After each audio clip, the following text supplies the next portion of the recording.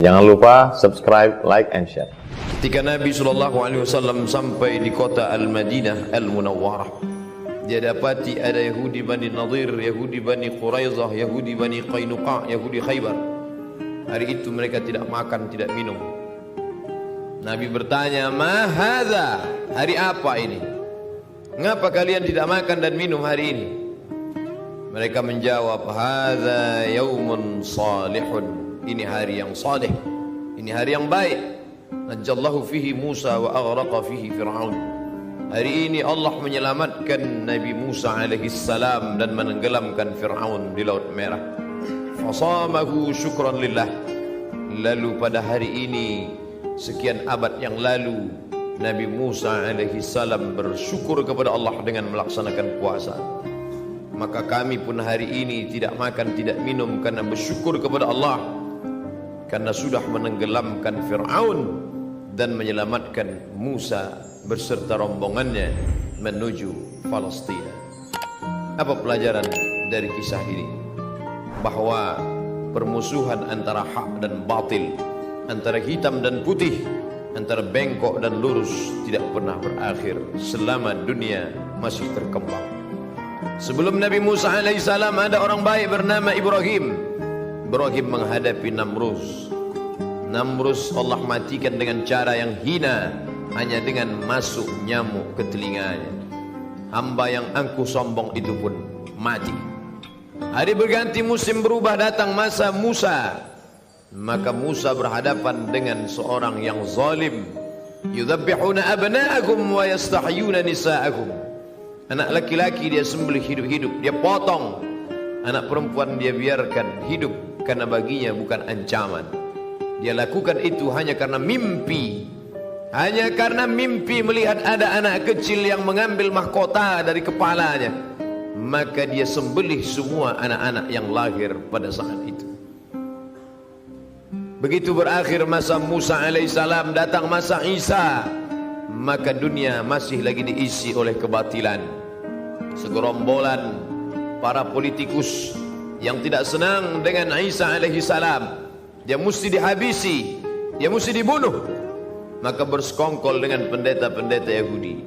Tapi Allah menyelamatkannya. Wa ma qataluhu, mereka tidak berhasil membunuhnya. Wa ma salabuhu, mereka tidak menyalibnya. Walakin syubbiha lahum, ada orang lain yang diserupakan dengannya. Dialah pengkhianat bernama Yahuza, Yudas Iskariot. Memang dia hanya layak mati di tiang salib.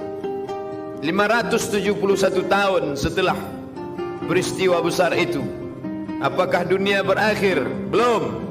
Muncul orang baik bernama Sayyidina wa Maulana Muhammad sallallahu alaihi wasallam. Sekali lagi drama berlanjut. Datang orang-orang memilih peran menjadi musuh kebaikan.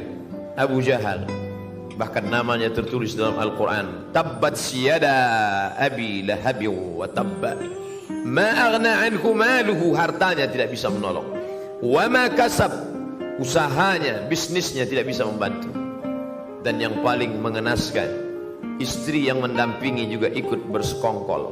Wa mara'atuhu hammalatal hatab fi jidiha hablum mim masad. Berpuasa pada tanggal 10 Muharram mengingatkan kembali bahwa dunia tidak pernah sepi dari orang-orang baik, tapi juga dunia tidak pernah sunyi dari orang-orang jahat. Berani hidup di dunia, berani memilih pilihan. Wa nafsi wa ma sawaha, demi jiwa dan penciptaannya. Fa alhamaha fujuraha wa taqwaha, diberikan dua jalan, jalan fujur dan jalan takwa. Qad aflaha man zakkaha, beruntung orang yang mensucikan dirinya. Wa qad khaba man dassaha, sia-sia orang yang menodai, menistai dirinya.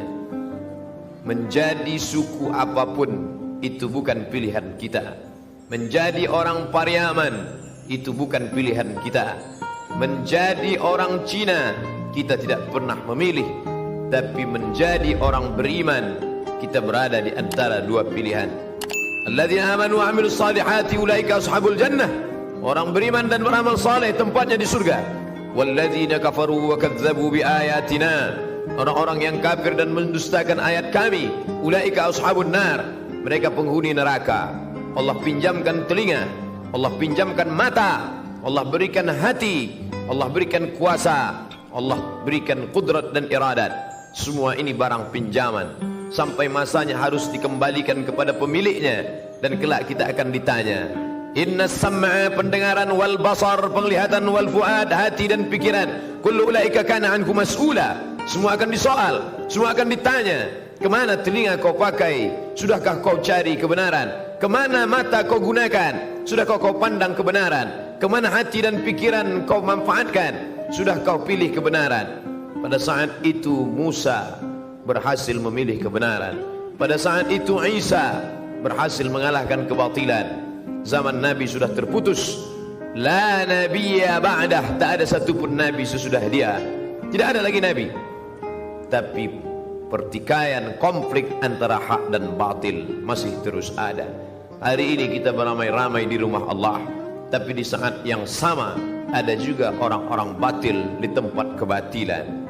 Nanti malam kita akan sholat isya pengajian, berada di tempat yang baik, masjid, bersama orang-orang baik, ulama, bersama sahabat terbaik, orang soleh. Tapi nun di seberang sana ada orang-orang berada di tempat yang tidak baik, bersama pelaku maksiat, fasik. Wallahu la yahdil qaumal fasiqin. Berani hidup di atas dunia, berani memilih antara hak dan batil. Tapi kita tidak pernah sombong. Kita minta kepada Allah, Allahumma arinal haqqa haqqa warzuqna ittiba'ah. Tunjukkan padaku bahwa yang benar itu adalah benar, berikan aku kekuatan untuk mengikutinya. Wa arinal batila batila warzuqna ijtinabah. Tunjukkan pada aku bahwa yang batil itu salah, dan beri aku kekuatan untuk menjauhinya. 10 Muharram bukan sekedar menahan makan dan minum. 10 Muharram mengingatkan kembali tentang konflik antara hak dan batil. Sanggup kita memilih, kita menang. Salah kita memilih, kita gagal. Singkat, tapi akibatnya luar biasa. Berapa lama menjalani hidup yang salah, yang khilaf, yang tidak benar itu? Hanya dari akil baligh umur 10 tahun menjelang malaikat maut pencabut nyawa datang 63 tahun. Itu pun kalau sampai seperti umur Sayyidina wa Maulana Muhammad sallallahu alaihi wasallam. Andai tidak, singkat, tapi akibat yang dirasakan, khalidina fiha abada, kekal selama-lamanya. Asyura 10 Muharram mengingatkan kita bahwa boleh bersyukur atas matinya orang yang zalim. Dia sudah lama mati. Kenapa sampai hari ini orang beriman masih bersyukur? Dia sudah lama ditenggelamkan di Laut Merah. Kenapa hari ini orang beriman masih bersyukur? Bersyukur diselamatkan Musa, bersyukur ditenggelamkan Fir'aun, musuh agama Allah. Bila hari ini ada orang berkata dia tidak jahat, dia hanya khilaf, dia tidak pernah memusuhi agama Allah, dia hanya tersalah, maka orang yang bersalah itu mesti ditunjukkan kesalahannya. Kita bukan bangsa pendendam. Kita tidak pernah mendendam dalam hati, tapi kita ingin menunjukkan ihqaqul haq wa ibtalul batil, bahwa yang benar adalah benar, bahwa yang batil adalah batil, bahwa pernah membunuh, pernah menyiksa, pernah menyakiti, pernah menghabisi, ulama dibunuh, maka mesti diceritakan kepada khalayak ramai. Ini kelompok kebatilan, ini orang tidak bertuhan yang mengatakan yang bertuhan adalah opium. Siapa saja yang bertuhan beragama, berarti dia sudah terkena candu opium bernama agama. Maka orang beragama mesti dihabisi, ulama-ulama yang mengajak kepada agama mesti dibunuh. Maka itu mesti diungkap kembali, diceritakan kepada anak cucu, ditonton bersama, diperlihatkan kebatilannya. Karena Allah mengingatkan kita, sungguh sudah lama peristiwa itu terjadi, tapi tentang batil dan jahatnya Fir'aun tetap diceritakan dalam Al-Quran. Untuk apa? Menjaga generasi akan datang, agar mereka bisa membedakan. Tidak abu-abu, kalau putih jelas putihnya, kalau hitam tampak hitamnya. Karena yang abu-abu itu tidak membawa kepada kebaikan. Tidak bisa pro kiri dan kanan. Kalau kau ingin masuk surga, pilih ke kanan. Kalau kau siap masuk neraka, pilih ke kiri. Semua ada resikonya. Maka kita mesti menampakkan kebatilan sebagaimana Allah memperlihatkan jahatnya Fir'aun. Diingat sepanjang masa, padahal dia sudah ditenggelamkan ribuan tahun yang lalu. Laut Merah menjadi saksi bisu. Kenapa masih diulang juga setiap tahun? Ini menunjukkan orang Islam mesti ingat. Fadzakir, ingat-ingatlah. Inna fa'atiz zikra, karena peringatan itu bermanfaat bagi orang yang beriman. Fadzakir, berilah peringatan. Fa inna zikra tanfa'ul mu'minin, karena memberikan peringatan bermanfaat bagi orang-orang yang beriman. Tunjukkan orang batil itu batil, tampakkan orang yang salah itu salah. Jangan sampai diikuti jejaknya. Selamatkan generasi yang akan datang, sebagaimana Nabi sallallahu alaihi wasallam menceritakan tentang kisah Fir'aun bersama Musa alaihissalam. Al-yawma, hari ini, nunajjika, kami selamatkan engkau bibadanika, dengan badanmu tidak mati dimakan cacing tanah. Al-yawma, hari ini, nunajjika, kami selamatkan engkau bibadanika, dengan badanmu tidak membusuk di Laut Merah. Hari ini dia terbujur kaku dalam Museum Tahrir Square di tepi sungai Nil Kairo. Rambutnya berwarna keemasan, kulitnya kehitaman mengering ditelan masa, tapi dia tetap awet. Bagaimana membedakan dia Ramses II dengan mumi-mumi yang lain? Mana yang mumi yang mengejar Musa? Mana mumi yang tenggelam di Laut Merah? Subhanallah, Masya Allah, dalam paru-parunya ditemukan garam. Tidak mungkin masuk garam ke dalam paru-paru, karena ketika kita minum sambil bicara, ketika air masuk dalam saluran pernapasan, kita akan tersedak. Itu kuasa Allah. Tidak mungkin air gula, air garam masuk ke dalam paru-paru.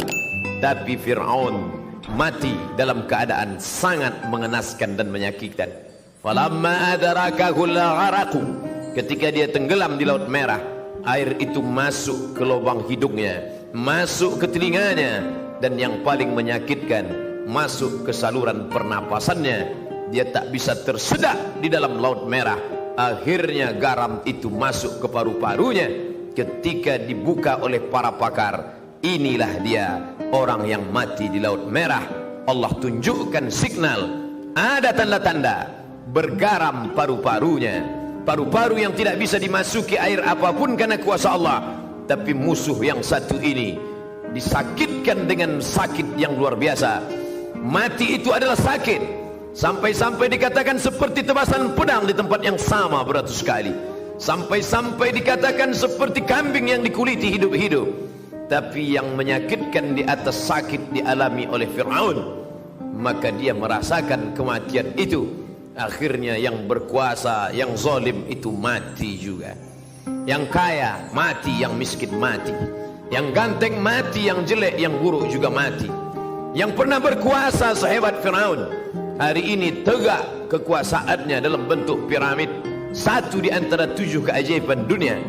Sampai saat ini tak terpecahkan bagaimana menyusun batu-batu besar yang beratnya mencapai 2 ton, tapi bisa dibangun dengan simetris. Ada 3 lubang makam di dalam. Bahkan ada yang ketika saat tertentu masuk cahaya matahari, ruang yang gelap dalam piramid terang benderang. Sungguh mereka pernah hidup dalam masa kejayaan. Tiang-tiangnya yang besar, mereka tidak membuat cor, mereka tidak membuat tiang dari semen, tapi bukit yang mereka pahat. Wa tanhituna minal jibali buyuta, ada di antara mereka yang sanggup memahat bukit menjadi rumah. Prancis tertarik melihat tiang yang besar itu. Mereka bawa kapal membawa tiang besar dari Mesir menuju Paris, Prancis. Sampai hari ini mereka tegakkan di tengah kota Paris. Apa maknanya? Generasi belakangan tertarik dengan peninggalan-peninggalan Fir'aun. Tapi itu semua hanya sebagai saksi sejarah bahwa orang yang zalim berkuasa itu pada akhirnya mati. Ibrahim meninggal, Namrus mati. Musa meninggal dunia, Fir'aun mati. Isa diangkat oleh Allah ke tempat kemuliaan. Herodes, pendeta-pendeta Yahudi yang bersekongkol dengan tentara Romawi, mati. Muhammad sallallahu alaihi wasallam meninggal dalam husnul khatimah. Fir'aun, Abu Jahal, Abu Lahab, semuanya juga mati. Harimau mati meninggalkan belang, gajah mati meninggalkan gading. Manusia mati meninggalkan nama, nama yang baik atau nama yang buruk. Goreskanlah dengan tinta emas, bukan karena ingin dikenang sepanjang masa, tapi hanya ingin agar ketika nama-nama orang baik masuk ke dalam surga yang dijanjikan Allah, wasiqal ladzina taqau ilal jannati zumara, ketika orang-orang bertakwa itu digiring masuk ke dalam surga, Allah sampaikan salam untuk mereka.